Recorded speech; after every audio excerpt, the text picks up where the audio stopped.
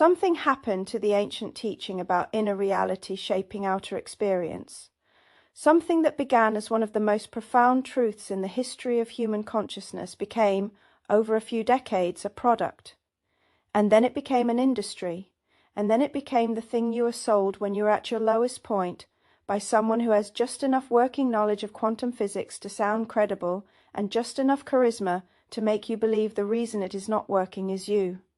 The teaching did not start there. The distortion has a specific origin, and once you see it, you cannot unsee it. The question is not whether consciousness shapes reality. The question is whose agenda is being served when that truth gets packaged and sold back to you. Jung spent the better part of his life mapping the territory between the conscious mind and the deeper currents running beneath it. What he found was not a simple system. It was a vast and layered architecture, the personal unconscious holding everything you had suppressed or forgotten, and beneath that something older and more impersonal, the collective unconscious, the shared inheritance of the human species, patterns that appear across cultures, across centuries, across mythologies that never touched each other. He called these patterns archetypes, and he observed something that the manifestation industry has never adequately addressed. The ego, the conscious surface self, the one with the vision board and the scripting practice and the gratitude journal, is not the whole of who you are. It is a thin layer at the top, necessary, functional, but partial. And the ego has its own agenda. It wants what it was conditioned to want: security, status, the relief of anxiety, the appearance of control in a world that will not hold still. The question worth asking is this: when the manifestation movement tells you to align your consciousness with what you desire, whose desires are they actually referring to? The ego experiences the world through the lens of lack. This is not a moral failing, it is structural. The ego defines itself by its edges, by what it is not, by the gap between what it has and what it perceives it needs. Without that sense of incompleteness, the ego would have no project, no forward momentum, no reason to keep constructing the narrative of self that it is always, quietly, building. So when the ego encounters a teaching that says your inner state shapes your outer reality, it does what the ego always does with any new tool. It uses it to try to fill the gap: more money, better relationships, a body that looks a certain way, a life that finally feels like enough. The technique changes. The underlying drive does not. The ego picks up the language of consciousness, vibration, and alignment, and uses it in service of the same project it has always been running: the acquisition of what it believes will make it safe. This is not transformation. It is the ego in spiritual clothing. Jung distinguished between what the ego wants and what he called the self, the totality of the psyche, conscious and unconscious, the deeper organizing intelligence that is moving toward wholeness rather than acquisition. The self is not interested in the vision board. It is interested in individuation, in becoming more fully what you actually are, which is a process that frequently involves losing things rather than gaining them. The manifestation model has almost entirely collapsed this distinction. It presents the ego's desires as though they were the soul's direction, and it sells you techniques for pursuing them while calling it spiritual development. The ego reaches for technique. The deeper work is transmutation, not attracting something new from the outside, but converting what is already there, the suppressed, the frozen, the avoided, into genuine creative energy. That is a different process entirely, and it is one the ego cannot drive. This is where it becomes larger than any individual teacher or course. Jung's concept of the collective unconscious was not just a map of shared human patterns. It was also a recognition that human beings are not as separate from each other as the modern world assumes. We share a psychic inheritance. We are swimming in the same unconscious currents without knowing it. What one culture believes, what one era programs into its children, does not stay contained. It spreads, it shapes, it becomes the water everyone is swimming in. The dominant program of the modern Western world is scarcity. Not scarcity in the sense that there is not enough.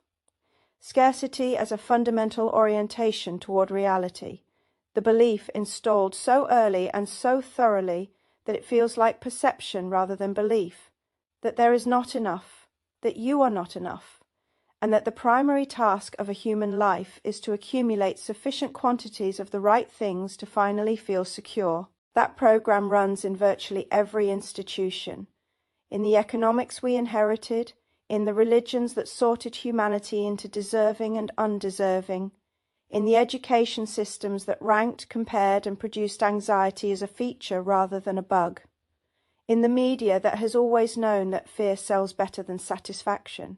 And here is the crucial point.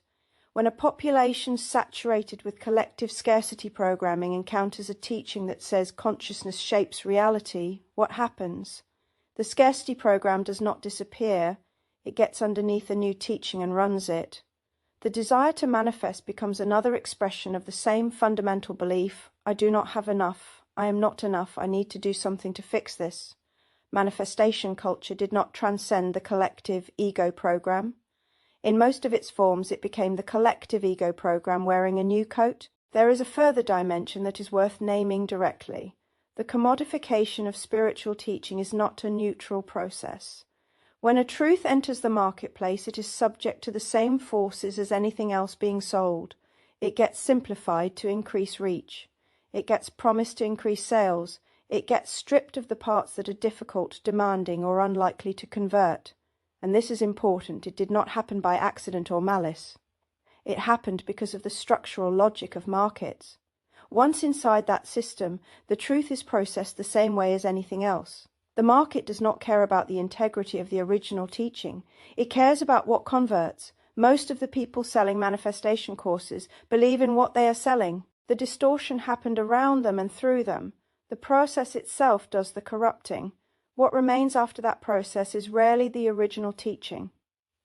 The original teaching, across traditions and centuries, was not that you could think your way into a better car. It was that the inner and outer worlds are in a relationship, that consciousness is not a passive receiver of circumstance, but an active participant in the construction of experience, that the work of becoming more conscious is the work of a lifetime, and that it produces changes in reality that no technique can replicate. That teaching survived in the mystery traditions, in Jungian psychology, in the deeper currents of every contemplative lineage. What the spiritual marketplace took from it was the promise of outcome, without the demand of genuine transformation. The result, without the process, the gold, without the alchemy.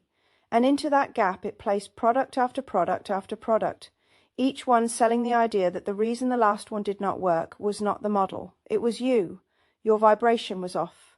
Your beliefs were not quite cleared. You had a block you had not yet identified. You were not yet ready to receive. The model was never questioned. You were... Here is what I want to say to those of you who always felt something was wrong.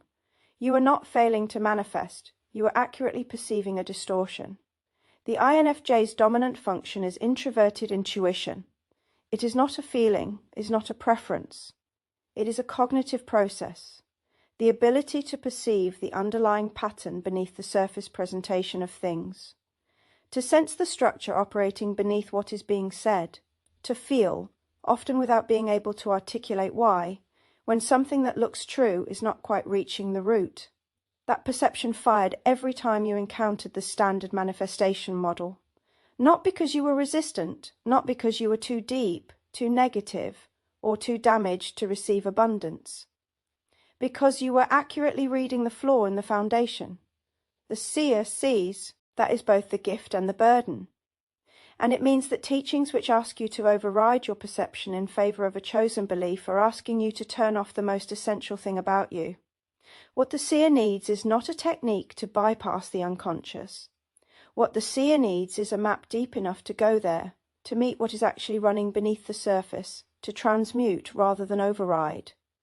The INFJ path through this territory is not manifestation, it is individuation, the slow, honest, often uncomfortable process of becoming more fully yourself, integrating what has been suppressed, meeting what has been avoided, and discovering that the reality which reorganizes around that process is more genuinely abundant than anything a vision board ever produced, because it is not the ego's acquisition, it is the self's unfolding, and that is an entirely different thing. So what remains when you strip away the collective ego program? When you take the original teaching back from the marketplace and look at what it actually was? This remains. The inner and outer worlds are in conversation. What you carry unconsciously shapes what you create, what you attract, what you allow, and what you destroy. Not through mystical mechanics, but through the very human process of perceiving selectively, acting from belief, and generating the conditions that confirm what you already know. Change at that depth is real. It produces real results. But it is not produced by technique. It is produced by a genuine transformation of the inner landscape, by meeting the suppressed emotional content that has been acting as a distorting filter on everything you create, by integrating the shadow rather than affirmationing over the top of it. That work is slower, less marketable. It does not promise results in 30 days. But it is durable in a way no manifestation course ever has been, because it changes the source, not the surface. The ancient alchemists were not trying to manufacture gold from lead through wishful thinking. They were describing transmutation, the transformation of consciousness itself. The densest, most suppressed, most avoided material in the psyche converted, through sustained and honest inner work, into integrated energy. Genuine creative power. A life that reflects who you actually are rather than what the collective program told you to want. That is not manifestation. That is something older. Something the ego cannot purchase and the marketplace cannot sell. And some of you have always known it was there. The question at the beginning of this video was whether manifestation culture is a product of collective ego programming. The answer is largely yes, not because the underlying truth is false, but because the ego got there first. The marketplace finished the job. What you sensed when it did not sit right was not your resistance to abundance. It was your deeper intelligence recognizing that what was being sold was not the thing itself. The thing itself is still available. It always was. It requires no course, no technique, no perfectly aligned vibration. It requires only the willingness to go inward with honesty, to meet what is actually there, and to trust that what reorganizes around that process is more real than anything you could have scripted. For those of you wired for depth, and you know who you are, that path is not a consolation prize for failing at manifestation. It is your inheritance. Until next time, find your power, know your myth,